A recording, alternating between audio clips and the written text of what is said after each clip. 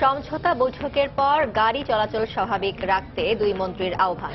কর্মবিরতি চলাকালে বিভিন্ন স্থানে পরিবহন শ্রমিকদের সঙ্গে র্যাব পুলিশের সংঘর্ষ, গুলিতে একজন নিহত।